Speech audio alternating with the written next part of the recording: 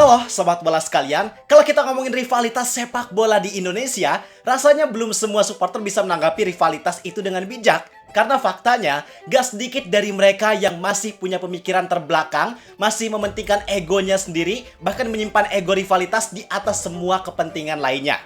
Contoh nyata yang terjadi sekarang. Baru-baru ini kan timnas Indonesia udah resmi manggil para pemain terbaik di seluruh penjuru dunia buat membela skuad Garuda di ajang FIFA Series akhir Maret ini. Tapi yang sangat disayangkan, ternyata masih ada sebagian supporter yang mempermasalahkan Garuda Calling kali ini. Kalau mereka mempermasalahkan pemanggilan pemain berdasarkan performa yang objektif, sebenarnya nggak ada masalah. Kalau misal si pemain yang dipanggil itu performa di klubnya lagi underperform atau bahkan jarang dapat kesempatan menit bermain, itu nggak ada masalah buat mereka perdebatkan. Tapi kalau mereka mempermasalahkan pemanggilan pemain yang hal tersebut gak didasarkan dengan pendapat objektif, yang padahal secara statistik dan performa pemain ini bisa dibilang baik, tapi mereka nggak mau ngelihat hal itu, maka di situ letak masalahnya. Karena setelah gua lihat respon para netizen, ternyata masih ada yang bertindak demikian, Pak. Yang mementingkan ego rivalitas dibanding kepentingan timnas Indonesia itu sendiri. Dan jujur, situasi ini jadi situasi yang sangat miris. Karena nggak seharusnya mereka bertindak demikian. Dan kalau ini dibiarkan, tentu bisa menimbulkan dampak negatif lainnya. Bukan cuma untuk si pemain, bukan cuma untuk timnas Indonesia, tapi untuk sepak bola Indonesia secara keseluruhan. Maka atas dasar keresahan tersebut, lewat video ini gue pengen coba untuk sedikitnya menyadarkan mereka-mereka yang punya penyakit hati tersebut supaya mereka bisa punya pemikiran yang jernih sehingga bisa memberikan dampak yang baik untuk sepak bola Indonesia, untuk timnas Indonesia, bahkan untuk mereka sendiri. Kalau gitu, bareng gue Zidane Fatoni, langsung aja kita bahas biar gak gitu-gitu doang. Tahu sepak bola.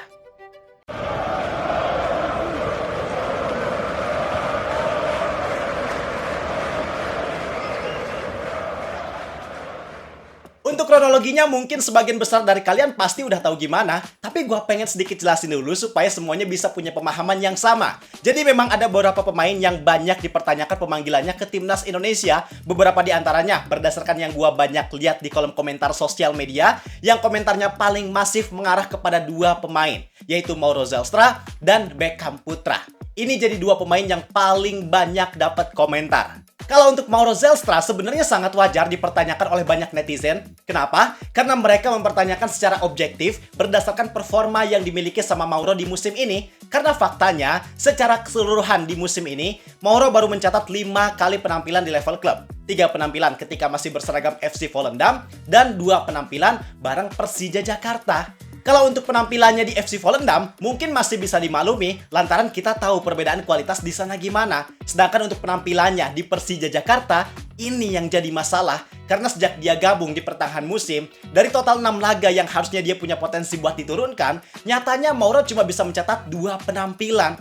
Yang 2 penampilan itu pun total menit bermainnya cuma 21 menit. Sangat minim, Pak. Maka dengan Mauro Zelstra yang di Persija aja masih kesulitan untuk menembus skuad utama, tentu sangat wajar dipertanyakan jika dia sekarang dipanggil ke timnas Indonesia.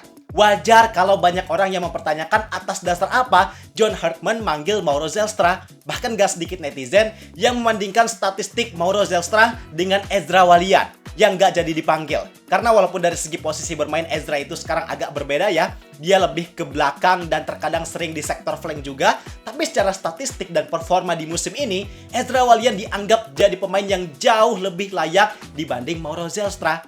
Itu yang diperdebatkan dan dipertanyakan oleh para netizen terkait Mauro Zelstra.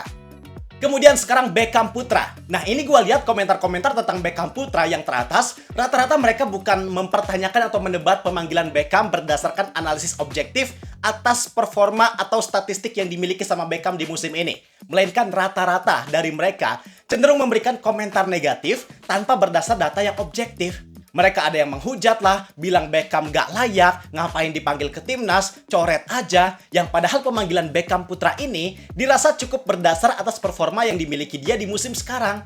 Karena kalau kita lihat secara objektif, berdasarkan statistik, Beckham udah mencatatkan 31 penampilan dengan total 2 gol dan 4 assist. Bahkan dari total 9 pertandingan Persib di Asia, Beckham cuma absen 1 kali, itu pun gara-gara cedera. Artinya kalau kita lihat secara objektif, Beckham Putra jelas jadi salah satu pemain yang paling bersinar di Barry Super League musim ini. Impact dari permainan yang diciptakannya itu sangat berpengaruh terhadap performa Persib, gak cuma di Super League, tapi juga di Asia, yang Beckham nyatanya memang bisa dapat kepercayaan dan sangat mampu bersaing.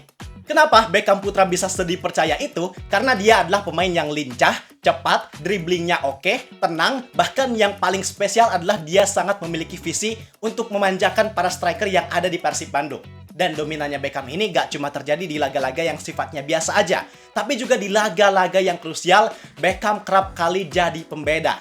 Salah satu yang paling ikonik adalah ketika laga melawan Persija Jakarta. Bayangin, di laga yang sepanas itu, yang tensinya setinggi itu, tapi Beckham bisa enjoy menampilkan permainan yang terbaik, dia bisa jadi pahlawan yang bisa cetak gol, bahkan mentalitinya sangat luar biasa, karena dia juga bisa bikin pemain lawan sampai emosi kena kartu merah. Maka dengan semua penjelasan tadi, rasanya aneh jika ada yang mempertanyakan pemanggilan Beckham Putra ke Timnas Indonesia, karena pendapat-pendapat mereka ini nggak didasarkan dengan data dan fakta yang objektif, plus sangat kontradiktif dengan apa yang terjadi.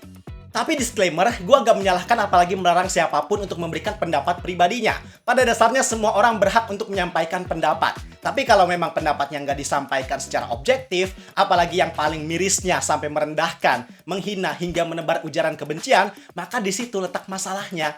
Padahal pemanggilan pemain ini juga dilakukan berdasarkan banyak faktor, Pak. Mauro Zelstra dengan statistiknya yang kurang, bukan berarti dia sepenuhnya nggak layak. Begitupun Beckham Putra, karena pada dasarnya John Hartman memanggil para pemain ini bisa jadi memang berdasarkan statistik ataupun performa, kemudian bisa jadi juga karena kebutuhan taktik yang mungkin John Hartman menilai gaya main para pemain ini cocok dengan taktik yang ingin dia terapkan. Atau mungkin bisa jadi juga John Hartman melihat potensi besar yang dimiliki sama pemain ini sehingga dia punya keyakinan bahwa pemain tersebut kedepannya bisa menjadi pemain yang jauh lebih hebat lagi, apalagi kalau dia yang mengasahnya.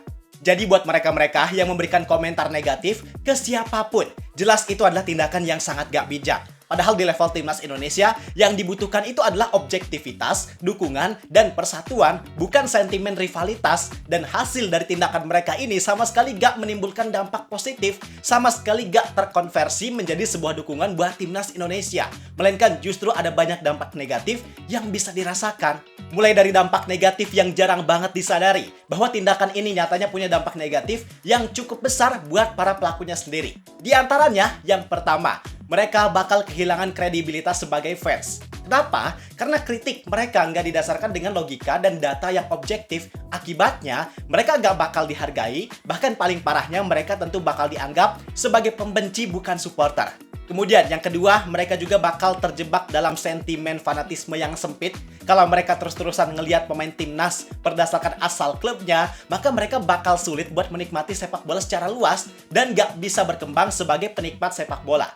Ibaratnya, ya udah kenikmatan dan pengetahuan mereka tentang sepak bola hanya sebatas apa yang mereka suka aja. Lebih sempitnya lagi tentu terbatas sama fanatisme rivalitas yang mereka yakini. Padahal kenikmatan sepak bola nyatanya lebih dari itu, Pak. Kalau mereka-mereka ini bisa lebih respect dan menghormati semuanya, gue yakin kenikmatan yang dirasakan bakal jauh lebih besar dibanding nikmat dari rivalitas dan fanatisme yang dia yakini. Selain itu, dampak yang ketiga adalah dia berkontribusi dalam menciptakan lingkungan sepak bola yang toksik. Karena namanya sosial media, itu adalah ruang publik, pemahaman setiap orang gak semuanya sama, pencernaan otak dalam mengolah informasi yang didapatkan gak semuanya sama juga, maka ketika ada orang yang memberikan hujatan, menebar ujaran kebencian, bisa jadi hal itu bakal berpengaruh terhadap sebagian supporter lainnya, sehingga rantai komentar negatif ini pada akhirnya gak akan ada habisnya, pasti bakal selalu ada orang yang punya pendapat negatif. Dan kalau dalam Islam ya Pak, ada yang namanya pahala jariah, ada juga yang namanya dosa jariah. Dosa jariah ini adalah ketika orang lain berbuat keburukan atas dasar apa yang orang lainnya lakukan. Maka walaupun bukan dia yang melakukan keburukannya, tapi karena si orang ini melakukan keburukan atas dasar terpengaruh sama yang dia sebarkan, maka dia bakal tetap kecipratan dosanya gara-gara dosa jariah tersebut. Ngeri kan Pak? Dan dampak yang terakhir tentunya bakal berdampak negatif terhadap Timnas Indonesia itu sendiri. alih-alih ngasih dukungan buat timnas Indonesia yang bakal berlaga, dengan komentar negatif tentunya bakal melemahkan timnas Indonesia. Karena bisa jadi pemain yang jadi objek hujatan mereka ada potensi untuk kehilangan kepercayaan diri, atmosfer skuad jadi negatif, dan tentunya skuad jadi gak kondusif dan gak solid. Maka dari semua penjelasan tadi, jelas komentar negatif yang diberikan netizen terhadap pemanggilan pemain timnas Indonesia, apalagi yang nggak berdasarkan data yang objektif, tentunya hanya menimbulkan dampak negatif yang jelas sangat-sangat besar dan sangat merugikan. Kalau mau adil dan bijak, maka sebenarnya boleh kita menyampaikan pendapat, boleh kita menyampaikan kritik, karena pada dasarnya fans juga boleh punya opini. Tapi dengan catatan, pendapat dan kritik tersebut harus berbasis data, fakta yang objektif, atau minimal sesuai sama logika aja. Sedangkan kalau pendapatnya didasarkan dengan emosi rivalitas, harusnya semua setuju buat nyebut mereka sebagai orang yang sama sekali gak layak buat jadi supporter. Khususnya supporter timnas Indonesia. Karena nggak ada ruginya juga, timnas Indonesia nggak didukung sama mereka-mereka yang rasa bencinya lebih besar dibanding rasa cintanya. Karena gue yakin masih banyak kok supporter timnas Indonesia yang cintanya besar, yang dukungannya loyal, dan tentunya yang punya pemikiran bijak buat mendukung skuad Garuda.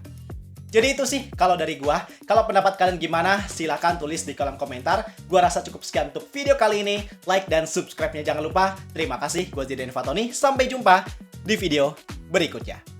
See ya!